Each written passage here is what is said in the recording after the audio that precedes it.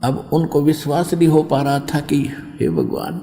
तब परमात्मा ने कहा बेटा सत न छोड़े सूरमा और सत छोड़े पतजा और सत के बांधे लक्ष्मी फेर मिल गया। परमात्मा ने आशीर्वाद दे दिया बेटा आज से तू धन धान्य से पूर्ण हो जाएगा, लेकिन इस माया में उलझना मत, इसको दान धर्म में लगाते रहना। अब वो तो ऐसे कहकर चले गए, सतगुरु जो चाहे सो कर दे।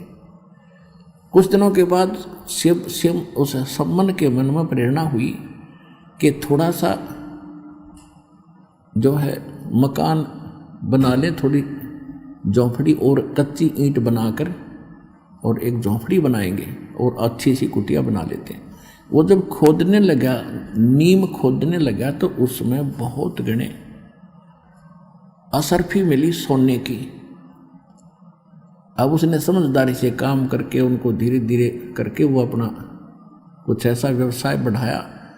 लोगों को ये लगा कि जैसे इसने कोई व्यवसाय शुरू कर दिया, इससे बढ़ गया, एक नंबर का सेठ हो गया। उससे जीवन में वही संबंध उस नगर के अंदर एक नंबर का धनवान व्यक्ति कहलाया। सतगुरु जो चावे सो कर ही 14 कोट दूत जमदार ही ऊत भूत जमत्रास ने मारे और चित्रगुप्त के कागज फाड़े। अपने आत्मा ये थी अमर कथा, ये थी सत्यनारायण कथा। ये तो इन्होंने कूड़े के ढेर में डाल दी, हमारा छींट भी नहीं लगने दी। और एक गीत गाया करते, मोर दोस्त का लड़का जीवित कर दिया कृष्ण भगवान, मोर दोस्त का लड़का जीवित कर दिया कृष्ण भगवान। अब कृष्ण जी की सती थी अब सामने आई तो विष्णु अवतार थे, और विष्णु की क्या सती थी आपके सामने स्पष्ट कर दिया दास ने, सब प्रमाण दे देकर। ये देखो जैसे दादू साहब कहते हैं, और संत सब कूप हैं और कहते धरीता नीर, और दादू अगम अपार है वो अवगत सत कबीर, दरिया सत कबीर। अब एक तो छोटा मोटा कुआं हो, वो तो एक पीन पान का काम थोड़ा बहुत कुछ मोहल्ले का चला सकता है, वो सारा काम नहीं कर सकता। इसी प्रकार कोई झरना दरीता नीर यानी झरना बह रहा हो तो कुछ क्षेत्र में थोड़ी बहुत सिंचाई कर सकता, बाकी क्षेत्र भूखा ही भरेगा। और एक दरिया बह रही हो वो सारे काम करे। तो ये छोटे मोटे गुण तो साधु संत इन छोटे मोटे भगवानों सब में होते हैं, लेकिन इतना अंतर समझना, और संत सब कूप हैं कहते झरीता नीर, दादू अगम अपार है वो दरिया सत कबीर। तो ये वो समर्थ है जिसमें सारे ही गुण संपन्न हैं, वो भी काम कर सकता है, और उनसे आगे भी जो सबको सुख दे सकता है वो कबीर भगवान है। अब धर्मदास जी ने फिर एक प्रश्न किया, कहने लगे मालिक आप कहते हो कि वैसे तो मुझे अविश्वास होना मेरा गलत है, लेकिन प्रश्न ना करूँगा तो मुझे कचोटते रहेंगे कि जैसे श्री कृष्ण जी के पास एक विपर सुदामा बहुत निर्धन था और वो 2 मुट्ठी चावल लेकर गया था सूखे, उनको खा करके और द्वार एक उनका बहुत सुंदर महल बना दिया द्वारका के उस द्राविड़ी देश में। सुदामा जी का कितना सुंदर महल बना दिया, उसको धन दे दिया। तो इन बातों से हम बहुत प्रभावित हैं मालिक। तो पुण्यात्मा दास बताएगा उस समर्थ की महिमा। देखो अब जैसे आपको पता है कि ये किस सत्र के भगवान है। जैसे एक तो मंत्री, कोई राज्य का प्रांत का मंत्री, वो भी थोड़ी बहुत राहत दे सकता है, लेकिन जो प्रधानमंत्री देगा वो नहीं दे सकेगा। इतना अंतर समझना। अब क्या था, जैसे सुदामा जी को केवल कितना दे दिया, एक कोठी बनवा दी और धन दे दिया, उसका वो एक जीवन थोड़ा सा व्यापन ठीक हो गया। और जन्म मृत्यु ना सुदामा की बची ना कृष्ण की, पशु योनि में जाना ना कृष्ण का बचा ना सुदामा का बचा। अब कथा सुनाता दास।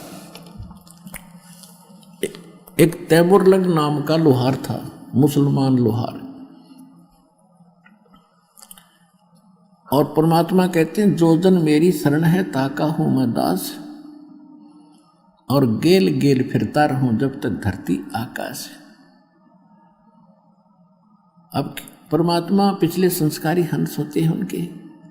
अब तैमूर लंग की माँ बड़ी भाग्यवान थी, मुसलमान जाति में थे, इतनी दयालु थी कि आए अतिथि को भूखा नहीं जाने देती थी। कई बार ऐसी अतिथि होती थी जैसे कोई रास्ता चलता राहगीर भी होता था, यात्री को भी प्रार्थना करके भोजन खा के जाना जी, वो भोजन खिलाती थी। तो बच्चे में वो संस्कार साथ साथ पल रहे थे। अब उन्होंने क्या किया, कई बार ऐसे होता था कि अपने खाने का उनके पास भोजन नहीं बचता था, माता बेटा दोनों भूखा सो जाते थे और अतिथि को पूरा संतुष्ट कर देते, यात्री को। तो एक दिन परमात्मा वो क्या करता था, इतना निर्धन था तैमूरलंग कि अन्य साहूकार लोगों की, धनी लोगों की भेड़ बकरियां चराया करता था, उससे उनको उस कनक मिलती थी मेहनताना। उसके साथ साथ एक पार्ट टाइम और टाइम करता था, पार्ट जॉब, एक लोहार के एहन पे चोट लगाने की मजदूरी करता था शाम के समय। इतना निर्धन था, तब माँ बेटा दोनों का गुजारा मुश्किल से हो रहा था। उधर से वो रोटी लेकर गया था, घर से बांध कर ले जाता था। खाना खा चुका था, तब परमात्मा वहां पहुंचे और एक फकीर साधु के रूप में। तो तैमूरलंग एक धार्मिक माँ से जन्मा था। उसने कहा, महाराज भोजन खाओगे, भूख लगी होगी। कहाँ बेटा भूख लगी है? कि महाराज मैं तो अभी भोजन खा लिया, आप पहले आ जाते तो आपको भोजन मैं यहीं दे देता। अभी मैं गांव से लाता हूँ अपनी माँ के यहाँ से, घर से थोड़ी दूरी पर, घनी दूर नहीं है। और महाराज एक ध्यान करना, कोई बकरी भेड़ बकरी चली ना जा कहीं, मैं गरीब व्यक्ति हूँ और हमसे इनका कर्जा पूरा नहीं होगा अगर गुम होगी तो। परमात्मा बोले, बेटा निश्चिंत रह, तू जा।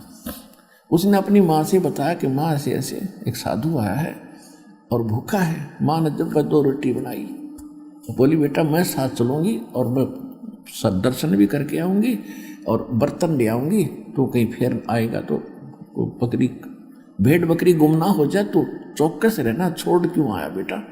तो उन्होंने कहा, माता जी मैं महाराज जी से कह के आया हूँ, वो संभालेगा। कि अच्छा चल। तो फटाफट 2 रोटी बनाई, जैसा घर में आटा था सारा का उतना ही बचा था, और लेकर चले गए। महाराज जी ने एक रोटी खाई। जब वो रोटी खाने लगा, उसी समय माई कहने लगी, महाराज हम बहुत निर्धन हैं, हमारे घर पर तो कई बार आटा भी नहीं रहता है, दया करो, कुछ आशीर्वाद दो, हम कुछ 2 रोटी हमें ठीक मिल जाए। ऐसे उसने रोटी परमात्मा ने एक खाई, तब तक उसने 2-3 बार या बात दोहरा दी। रोटी खा कर पी कर पानी का लोटा जल, परमात्मा खड़े हुए और वहाँ एक बेल रखी थी, भेड़ बकरी बांधने की, पशु बांधने की बेल होती है, पतली पतली सी, इन बकरियों की तौर पतली होती है।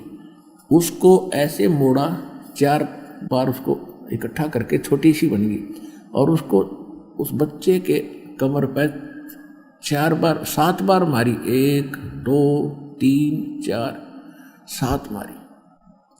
अम्माई ने सोचा कि ये बाबा जी कोई मेंटल है, इसको गुस्सा आ गया और मैंने इसको बार बार टोक दिया, जिस करके मेरे बच्चे को ये पीट रहा है। तो माई ने कहा, महाराज बच्चे ने कोई गलती कर दी। ऐसे जब 7 बार तो उसने ऐसे मारी, वह बेल बना रखी छोटा टुकड़ा, और फिर मारे लात और फिर मारे मुक्के। तो माई ने सोचा बाबा जी का क्योंकि शरण सी उठ गई, इसका क्या गलती होगी हमसे। तो पूछने लगी, महाराज बच्चे ने कोई गलती कर दी? कि नहीं माता माई, जो पहले मैंने 7 संगल मारी है ना ये बेल, ये 7 पीढ़ी का राज दे दिया तेरे बेटे ताई, और आगे जो लात मुक्के मारे है ना, फिर ये छोटे छोटे टुकड़ों में तुम्हारा राज्य बढ़ जाएगा। 7 पीढ़ी का राज दे दिया तेरे को। यूं कहकर वो अंतर्ध्यान हो गए भगवान। माई तब तक सोच रही थी बाबा जी कति मेंटल है, रोटी खाने का ब्योत नहीं, 7 पीढ़ी के राज का आशीर्वाद दे रहा है। तो जब वो अंतर्ध्यान हो गए महाराज, तब उनका दिल हो गया कि ये तो कोई फरिश्ता ही था, ये तो कोई फरिश्ता था, ये तो महान आत्मा थे, कोई पाक आत्मा थी, पर उस समय यह बात नहीं जचाई थी कि बेटा राजा हो जाएगा। अब क्या हुआ, कुछ दिनों के बाद वो जिस अहरण पर चोट लगाने जाता था, स्वप्न में मालिक कबीर भगवान ने उसको स्वप्न दिखाया कि बेटा जो अहरण वहाँ डला हुआ है उसके नीचे बहुत खजाना है, माया, पैसा, असरफी, सोना बहुत ज़्यादा है, उस अहरण को तू परचेज कर ले। अब वो सपने में कह रहा है महाराज परचेज कैसे करूँगा, हमारे पास तो एक पैसा नहीं है कि ये मेरा काम है, तो उससे प्रार्थना करना फिर आगे मैं जानूँ। तो उसने अपनी माँ से बताया, माँ आज गुरुजी दिखे, वो महात्मा दिखे थे वही के वही, और उन्होंने ऐसे ऐसे कहा है और मुझे बताया है कि उसमें ऐसा खजाना दबा हुआ है, उसको धीरे धीरे व्यवसाय बढ़ाना, एकदम किसी को बताना नहीं तो बात बिगड़ जाएगी। तो माँ कहने लगी बेटा दिखा मुझे भी थे आज रात में, वही महात्मा थे, वो क्या कह रहे थे ये मुझे याद नहीं रहा, इतना जरूर तूने बता भी याद आया कि वो दिखाई दिए थे मुझे, कुछ बोल रहे थे। तो उसने बताया माता जी ऐसे ऐसे कहा कि बेटा है तो असंभव, फिर भी प्रार्थना करके देख ले, जो बोला है तो। अगले दिन शाम, उसी दिन शाम ने उसने उस ऐर पर उधर से परमात्मा कहते हैं जब करे करावा साई अमन में लहर उठा अर्थात दो सदर जीव के आप बगल हो जा, उधर से ऐरन वाले के मन में यह प्रेरणा कर दी कि ये स्थान मेरे लिए थोड़ा है और बाहर मेरा अपना प्लाट है, इसको कोई मोल ले ले, चाहे उधार ले ले, साल भर के लिए मैं उधार भी दे दूंगा और मैं वहाँ अपना आयरन लगा लूँगा, वो अच्छा ठीक व्यवस्था कर लूँगा। तो उस दिन वो तैयार करा मालिक ने उधर से ऐरन वाला, उधर से उस गरीब ने प्रार्थना की कि भाई मैं भी तेरा लोहार भाई हूँ और मेरी इच्छा है कि मैं थोड़ा बहुत काम अपना स्वयं कर लूँ, ये ऐरन मुझे दे दो। कि पैसे कब देगा, कि पैसे तब है नहीं, उधार लूँगा फिर दे दूँगा पाई पाई कमा करके। पक्की बात है कि पक्की, लिखवा लूँगा कि लिखवा ले। उन्हें लिखवा दिया, अगले दिन खाली कर दिया, नौका नो छोड़ दिया सारा सारा और वहाँ चले गया। उधर से माँ बेटा ने दोनों ने दीवार बनाई मिट्टी की, उसके ऊपर एक झोंपड़ी डाली, फिर लगे खोदने।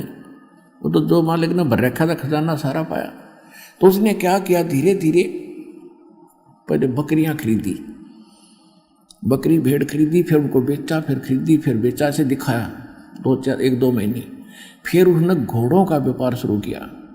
तो लोगों ने सोचा भाई तैमूर लंग तो सेठ हो गया और इसने इस व्यवसाय ने इसका हाथ पकड़ लिया, किस्मत जागेगी इसकी, जहाँ हाथ लगाता है इसको तो वारे न्यारे हो जाते। और वो धन हाथ लग रहा था, मालिक का दिया उसको। उससे पहले जब वो पाली जाता था, गवाला था भेड़ बकरियों का, उस समय एक राजा था उस नगरी का आसपास का।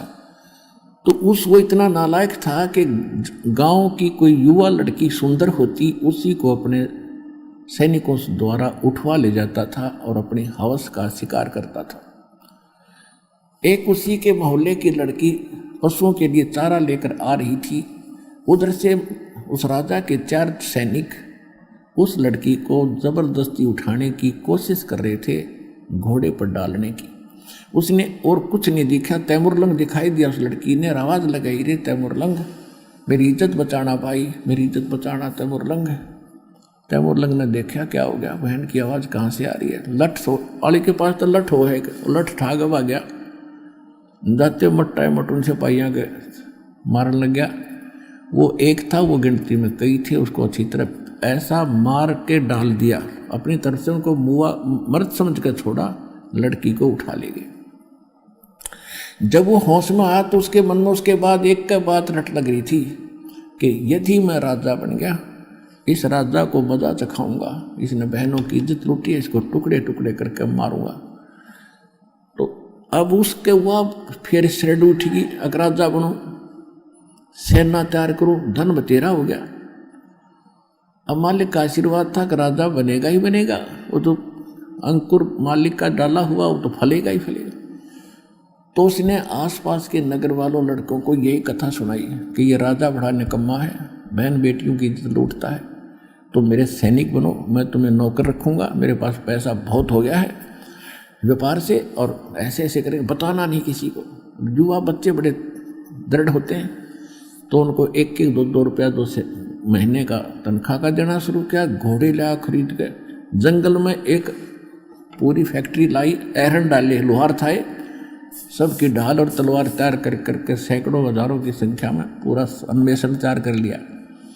और आसपास के गांवों के जो उनके जान पहचान के लड़के ला के हजारों की संख्या में सेना तैयार कर ली और राजा के ऊपर जाके उन्हें हमला बोल दिया सुबह सुबह वक़्त से। अब राजा ने देखा चारों तरफ किले पर खड़ा होकर के चारों तरफ घेर लिया है सेना ने। उन्हें कहा मंत्रियों सामना करो। मंत्रियों को मालिक ने ऐसा दिखा दिया जैसे कोई कई हजारों की संख्या में सेना खड़ी है, वार पार नहीं है। मंत्रियों ने कहा राजन सरेंडर करने में अपना हित है, इतनी सेना आ गई है कोई सोच भी नहीं सकते। उन्होंने सरेंडर कर दिया राजा को। उधर से परमात्मा ने रह रहकर स्वप्न में आकर उसको संदेश देते थे, बेटा जीवन सा करना अच्छी बात नहीं होती। तो उसने फिर उसको वचन याद रहे उसके, क्योंकि मालिक जब वहाँ बैठे थे तभी उन्होंने ज्ञान सुनाया था उसको, माँ बेटों को।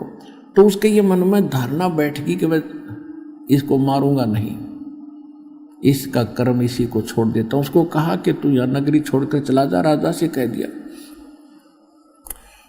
अगर आज मुझे संत का आदेश ना होता तेरे टुकड़े टुकड़े करता मैं, तू निकल जा यहाँ से, या यहाँ मजदूरी करके खा ले। जैसा भी उसने कुछ दिनों के बाद फिर दूसरे राजा को ऐसे ही उसको अल्टीमेटम दे दिया कि या तो सरेंडर कर देना, तैयार हो जा। अब सबको पता लग गया कि उसने वो शक्तिशाली राजा वही था उस अक्षेत्र का जिसको उसने पराजित कर दिया था।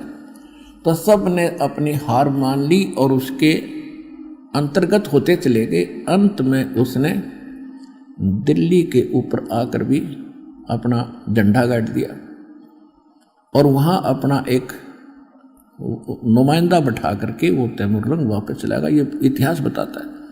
उसके कुछ समय के बाद उसका तीसरा पोता बाबर हुआ और उससे लेकर औरंगजेब तक, तैमूरलंग से लेकर औरंगजेब तक 7 पीढ़ी ने दिल्ली का राज किया। औरंगजेब के बाद उसके सभी टुकड़ों में बट गए थे। भारतवर्ष का राज्य छोटे छोटे टुकड़ों में हो गया था। रोटी तैमूरलंग को दीनी और तातें 7 बादशाही दीनी। बोलो सतगुरुदेव।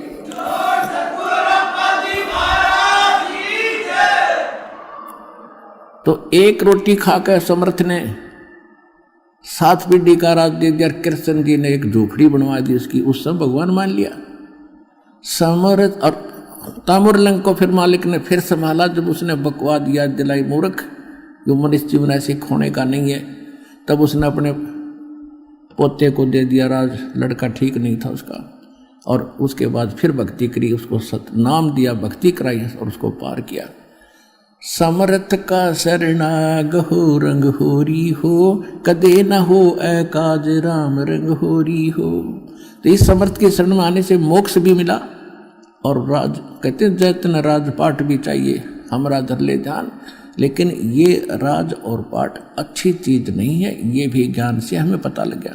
लेकिन ये इतिहास बनाना था दाता ने, तब ये भक्ति प्रफुल्लित हो नहीं सके थी। इसलिए उन बच्चों को दुखी को सुखी भी करना था, फिर जाके उनको सच्चाई से परिचित करा के भक्ति पे फिर लगाया और उसके बाद फिर उनका जन्म होता रहा। फिर उनको अब कलयुग में वो सभी पार होंगे, ये समय अब है उनको मोक्ष प्राप्ति का। तो सौभाग्य आपका कि आपको ऐसे समय में जन्म है कि अब मोक्ष समय आ गया है। इस बात को विश्वास से अपने हृदय में जचा लेना और मर्यादा में रहना। आपकी 101 पीढ़ी पार हो जाएगी जब लगे रहे, डटे रहे आखिरी सांस तक। 101 पीढ़ी। तो आप आपकी तो बात छोड़ो।